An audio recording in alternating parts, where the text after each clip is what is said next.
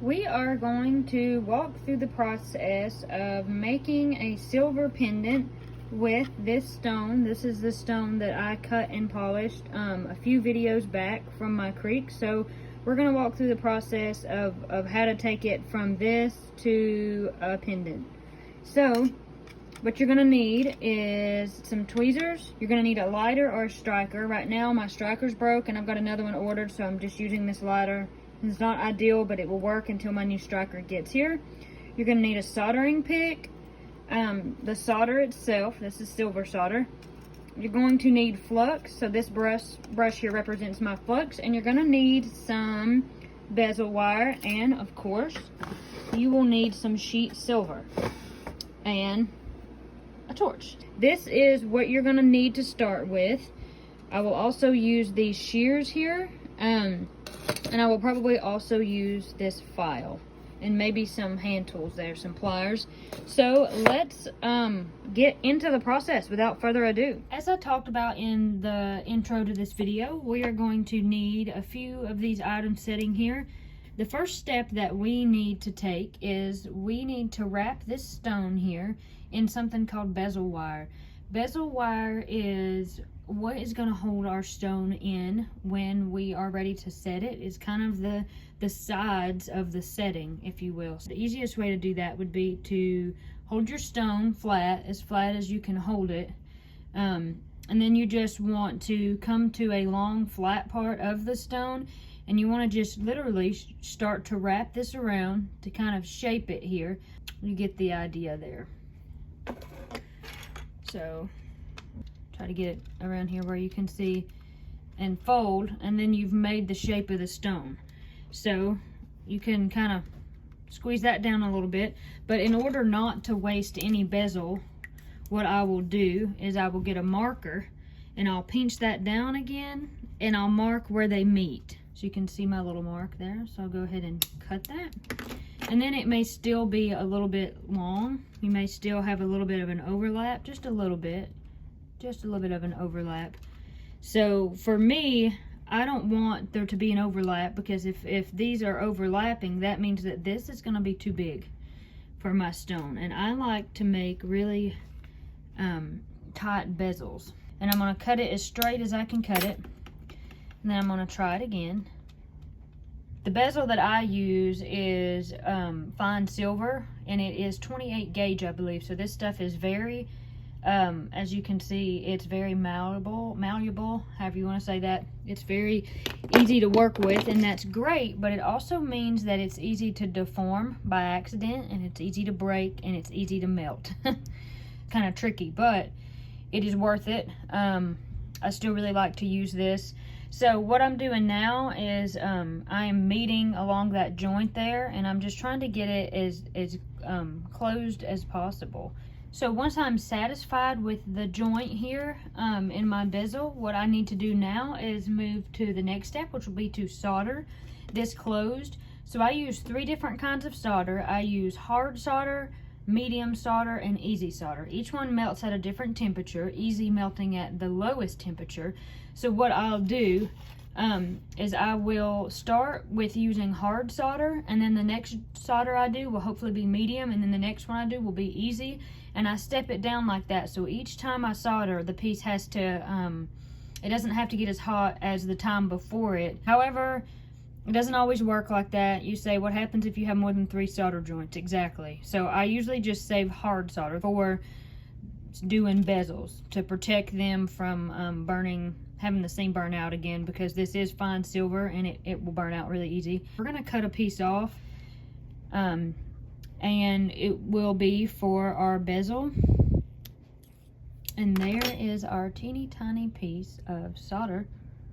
We're going to come over here and fire up the torch and see if we can't get this soldered up. So what I'm going to do is I'm going to take my tiny piece of solder and set it there, and there is my bezel. I'll bring this a little closer. One thing that you need to do now is use some flux, because solder likes to go where it's hot and it likes to go where it's clean. So we are going to take our flux brush, and this is flux, just a little bit of this, and we're just going to kind of dab just a little bit, dab our little piece there. We are going to find our tiny piece of solder. There it is, a teeny tiny piece. And we are going to place this seam that we have here directly over the solder. Here is our solder. There's the solder. And here is our piece. And we're going to take that seam and put it directly over the solder. And then we're going to heat in a circle like this from above. And it will draw that solder up that seam, because solder does like to go where it's hot. So I work with an acetylene torch. Acetylene and oxygen, and we just got to adjust the flame. We don't need it that big. This needs to be a little bitty flame. We are just going to heat from the top. Oh, and there it went. So it happens that fast. It's a very hot flame. But then we're going to inspect to see if this actually soldered. And it did. That's my joint there. It definitely did solder. So at this point, this piece of metal is really hot. Tempting to just grab it, but we're not going to grab it. We're going to dip it in some water first. We quenched it there. We call that quenching, when you dip your piece in water to cool it down. And here it is. So now we hope that we measured correctly and this fits our stone. So now comes the moment of truth. Does this fit our stone? Yes. I want to be able to pick this up without the stone falling out. And the stone can't fall out. It pushes out easily enough, but when I do this, it stays together as one piece. That's what I like to see. I like to work with tight bezels because I don't want to have to worry about later when we get all this work done and we go to set this stone. I don't want to worry about it rocking in the setting because the bezel was too big. So that's a good fit. What we want to do now is sand this bezel so we know it's nice and flat. And I keep a clipboard with sandpaper handy so that I can sand, and we'll just gently, this because it is so soft, it's very easy to bend and to warp, so we want to very gently with 2 fingers just sand away. Helps to apply even pressure to both sides so that one side doesn't get shorter than the other. Fit it again and we say, oh, that looks good, we need to do a little more work, so that's what we're going to do.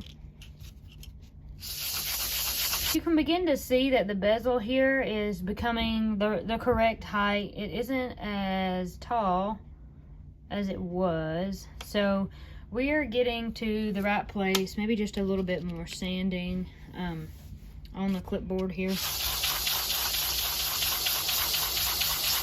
We do want to leave a little bit of height because that is what's going to push down over our stone.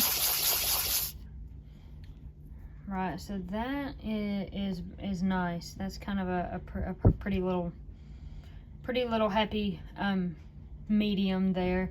It's not too tall, but it's not too short. So the next step is to create a back. You have to ask yourself, am I going to use copper? Am I going to use sterling silver?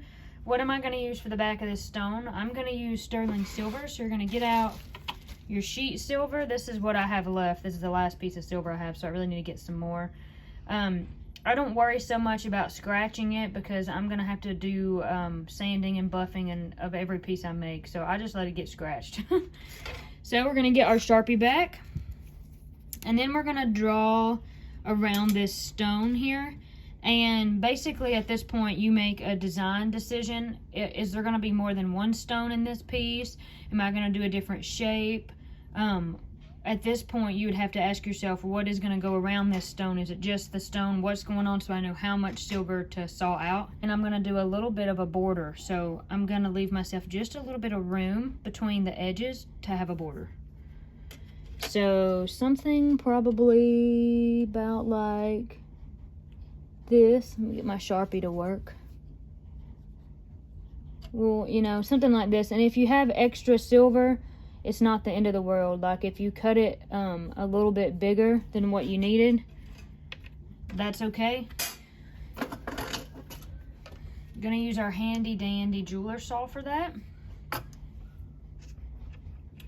Just gonna go ahead and tighten the blade up.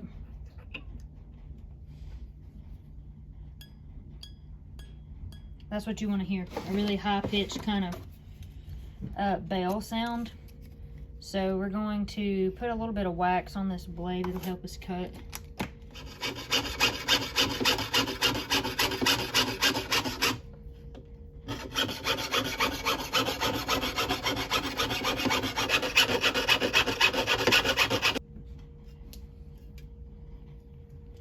Okay, so we are left with something like this. I did use the shears there at the end, and that's okay. So I'm just going to cut this extra piece off, and I'll save that to go in my scrap pile.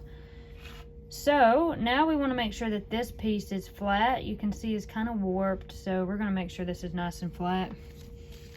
To do that, we're going to hammer it with a rawhide mallet so that we don't mar the metal. I have this one, and I have a baby one, and you can see this baby one is very well used. So just gonna kind of hammer this. I'm actually left-handed and I'm hammering right-handed.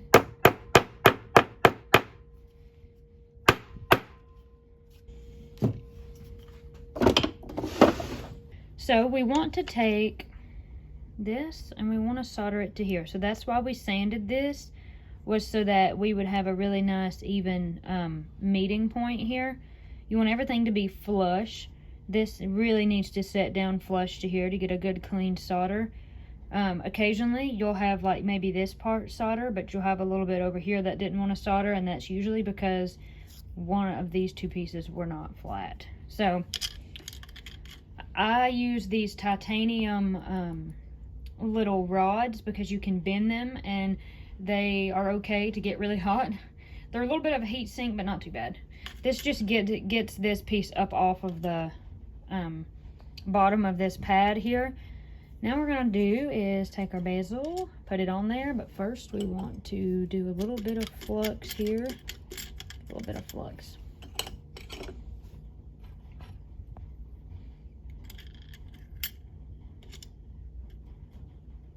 And now we want to remember, hey, we wanted to leave a border around this so that we could have a wire go around. So we need to solder it so that it's in the middle, so we would have room to go around the border. I want to make sure that we have enough solder cut.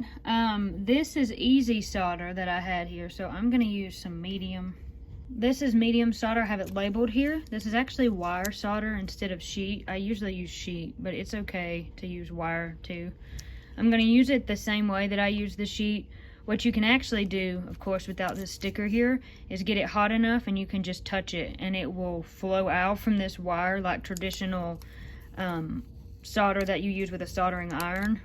But I am going to cut it in a teeny tiny pieces because that is what I am used to doing. So there's a little piece. There's a little piece. It's always good to have backup solder, but you really don't need that much. So one thing I'm gonna do, I could burn this flux off first to keep the bezel and everything from hopping and jumping around when this flux starts to burn off, but I think that's okay. I'll just put it back where it goes if it jumps. It's kind of like little jumping beans. So I'm gonna take this solder and I'm gonna lay it in there up close to where the bezel and the back plate meet, kind of on the bottom, so in the corners, because when it flows, I don't want it to flow out over the center. I want it to flow under where this bezel meets the back plate and solder together. So I'm going to go with a little bit bigger of a flame for this. So what you want to do is I'll just kind of let that burn off. And then you just want to come in here, I like to say low and slow. You want the back plate to get hot before you want that bezel to get hot. I'm only going in circles around it to encourage it to get hot. And then we just wait for that solder to melt and hope it melts before anything else does.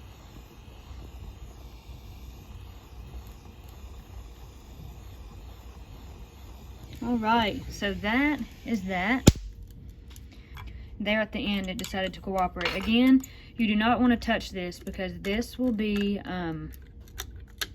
very hot. that will burn you. So that's what it looks like. We're going to quench it. and now it's cool enough to touch. Beware though, not everything is cool enough. This is not cool enough. This is still hot. So sometimes I'll just go ahead and quench it as well and set it aside, just in case I try to touch it later, I don't get burned.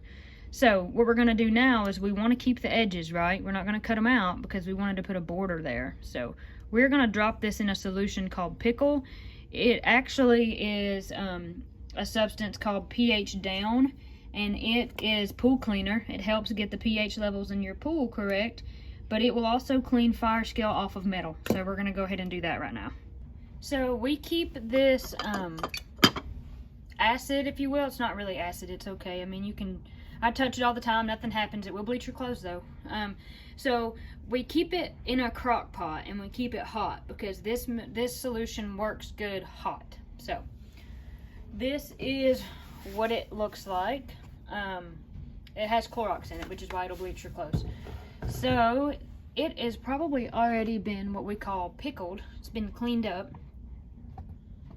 and we can take it out. So we're gonna use these tweezers to reach in there and get it. There it is. And we'll kind of wash it off and dry it off over here. We use copper tongs instead of stainless steel because any stainless material or steel that gets in here will activate, I don't know what it does. I guess it bonds the copper particles that could be in here together, and then it'll copper plate your work. There's just a little bit of copper plating. There it is right there. And a little bit on the back, not a big deal. It has a pink tint, we'll make that go away. I'm not sure what the science behind that is, why if you expose this to steel fibers or material that it will copper plate something. There's a reason, but anyway, we know that that's true, so we use our copper tongs and that is safe. So now we want to make our border. So to make our border, we have to decide what we want to make it out of.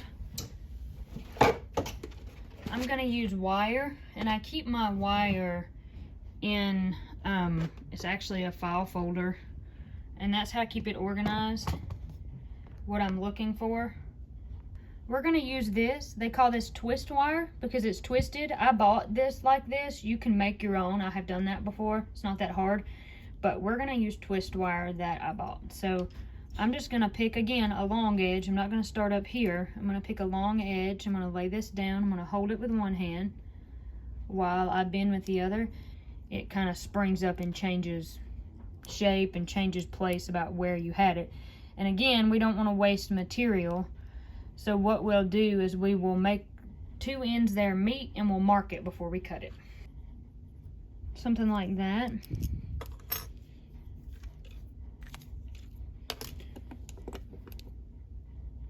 And we'll get our shears. So it's inevitable that you're gonna lose a little bit of wire when you do this. It just is what happens.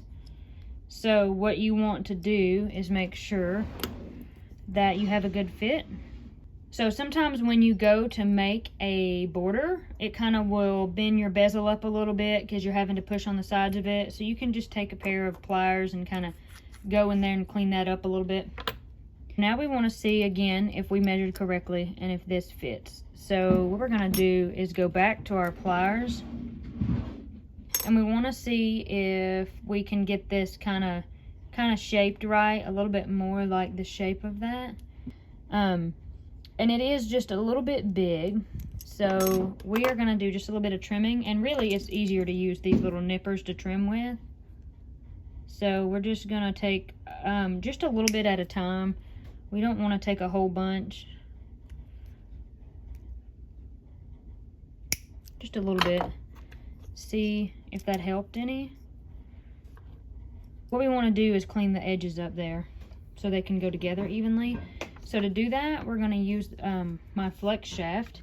It is a better version of a Dremel, really, and it is foot pedal operated. So we're just going to kind of clean up the edges a little bit.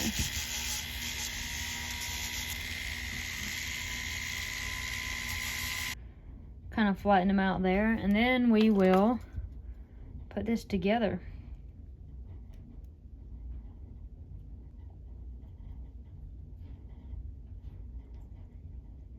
do the same thing again with these pliers, and that looks pretty good.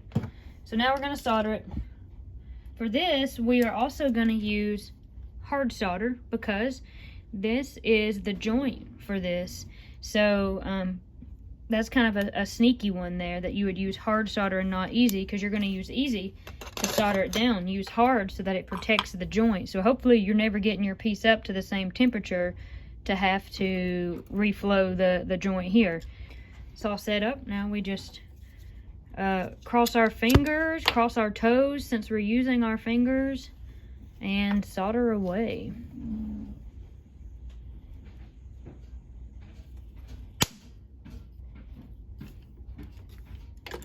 Now we want to see if it fits like we think that it will fit. Yeah, I think that'll fit. May take some reshaping.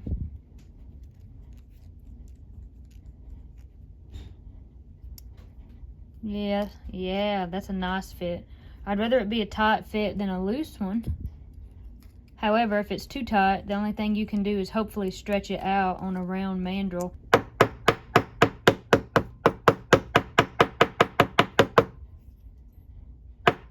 The idea is to hammer this and not your hands. But I have done it before. So we got it popped back on, and I'm going around here with these tweezers to make sure that it's laid down. And it's kind of funny right there. So it's just kind of a game of getting it all tacked down. And to be honest, when you go to solder, if you can pick solder, which is how I solder, you can make sure it's laid down with your pick. As you go around through there, you can push it down to meet the solder, so that's okay. This time we're going heavy with the flux. The flux is essentially the color of antifreeze. I don't know why, but it is. Okay, we're gonna cut ourselves some more solder. This time we want little tiny baby pieces of solder, and that is because we really don't want to use too much because it'll show over that pattern on the wire. Well, this time, instead of putting the solder on there first, I'm just gonna pick it on there. Same thing, gonna burn that flux off there. And just low and slow. Come on down to the piece and just go nice and slow. I'm gonna come over here and pick up a piece of solder. Come here, get on the pick, thank you. Lay that down there. Alright.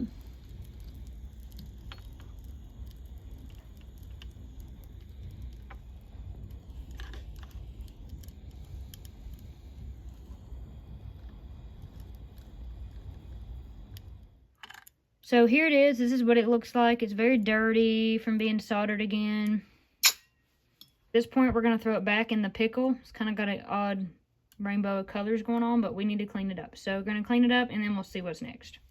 I've done a little bit of cleanup work, not much. So what we want to do now is cut around the edges, and then we're going to throw this in to pickle it, and then see what we're left with. So we're just going to try to cut around there. We're not going to get too close to the border wire there. But the reason I like to cut this part out is it's faster. And I like to keep as much of this silver as I can keep like this, because I will be able to scrap it. This has been cleaned up. It's still kind of dirty, but you get the point. So what we're going to do now is file.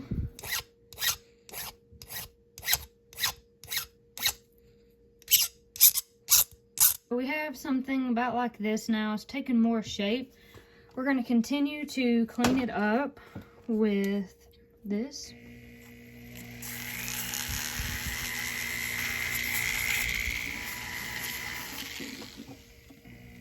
Now we have this shiny-ish piece. What I've been doing is I will sand it on just this sanding block to kind of clean up the back. It kind of just buffs the high spots to kind of show me what I'm left with here. Kind of helps me clean it up. We need to take and make a little bail or use a jump ring so that we could hang this from a chain. So we're going to do that now.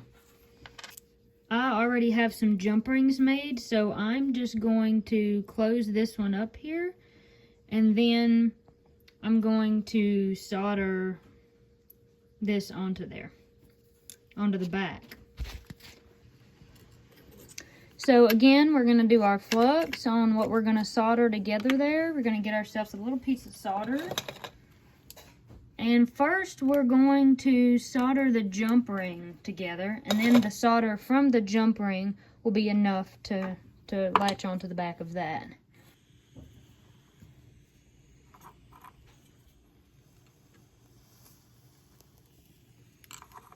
So we'll pull this jump ring up here, and then we'll turn this piece around here and set it on top of the jump ring.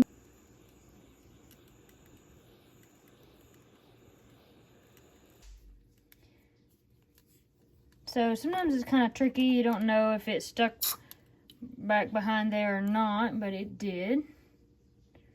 It did. So now we're going to pickle again, because we've got to pickle between everything to clean it up. So at this point, what you could do is you could either do beads and chain, do this with beads, or you could just do 2 jump rings. I'm going to do 2 jump rings attached to this one. And can you guess? We're going to solder them. This part is a little more tricky. We're going to use this thing called a third hand. And we're going to get 2 jump rings. So we'll close that one up. And then we're going to get another one and do the same thing. And now we're going to put these teeny tiny jump rings into this third hand. And we are going to solder these jump rings closed. And we put them in this third hand to keep them from touching anything else. I'll pick up our solder. Ooh, that turned into one gigantic ball of solder. That's not what I wanted. And we're going to solder this jump ring closed. At this point, all the metal work is done, all the soldering is done. Now all we need to do is work on the cleanup.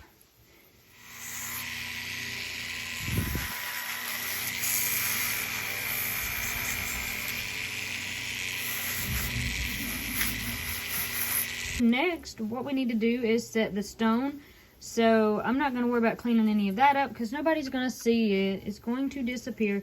So all we got to do now, pop the stone in there and then get it set.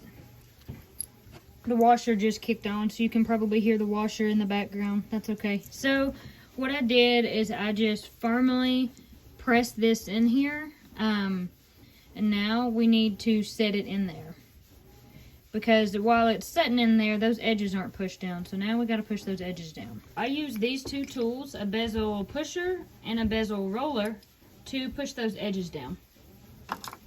Gently go around through here, pushing the edges in, and you want to work opposites. So what I do here, I'll do there. What I do here, I'll do there, and that helps the stone set in there where it's supposed to set without rocking. And you end up with kind of like a crinkled look. Everything's kind of looking crinkly, and that's okay. And once you feel like it's where it's supposed to be, then you can kind of just go around through there and set it. Carefully go around there, pushing these edges to the stone. Some stones will scratch easier than others. This one would not scratch easy. You'd really have to be trying to scratch it, but you still just really want to be gentle. And this, you just kind of roll, and it's just to kind of get right up on top of the edges there and roll them down. Once you're sure that you're done, the stone is firmly in place, I'll take a pair of pliers and even out this bend here. And then that part is done. So what we need to do now is clean these edges up. And we're just going to go around through there and kind of clean it up.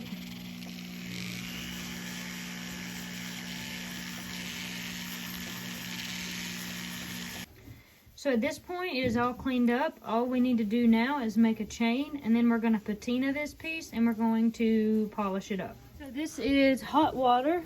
Only takes a little bit. It's probably really hot. It is steaming. And then here's our piece with a chain on it.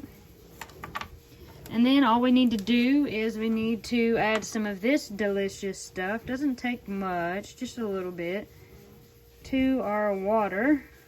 This is liver of sulfur gel, and it's very stinky. It smells like rotten eggs. So what we want to do is just take this whole thing and drop it in there. The liver of sulfur will not hurt most stones. However, you cannot do turquoise. I would not do amber. I wouldn't do coral. Anything that's porous, I would not do. But this stone will be just fine. And we'll see, you can see it's getting dark. But another important thing to note is that this is a hard stone. This is quartz. So we're going to tumble it in a rock tumbler with stainless steel shot, because it's going to shine up the metal. It's going to work hard in it, like especially little parts that you use a lot, like this clasp. It'll work hard in that, but it will not hurt the stone, because again, the stone is a very hard stone, so that's okay. You can't do that with all stones, but this one will be just fine. So then we're just going to kind of steel wool, and as you can see, ooh yeah, what happens is it kind of leaves the darkness in the recessed areas and really shines up the edges. So it's kind of like instant patina. It's kind of like doing what would take like however many months or maybe a year or two, doing that in 30 seconds essentially. That's pretty.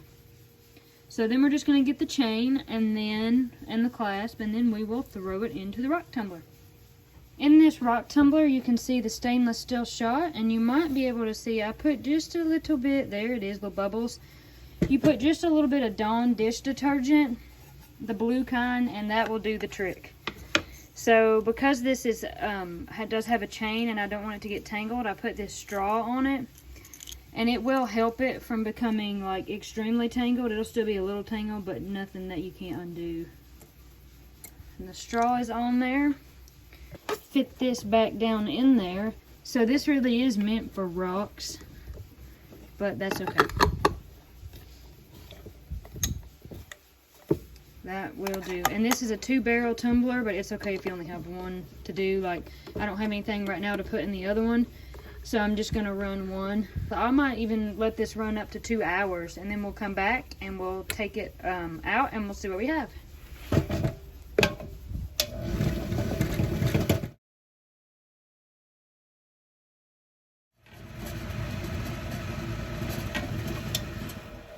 This has been going for a few hours now. We're just going to take this off. When you pop the top off, this is essentially what you've got. It's just like a bunch of soap. So we got to wash the soap out of there to get down to what's in there.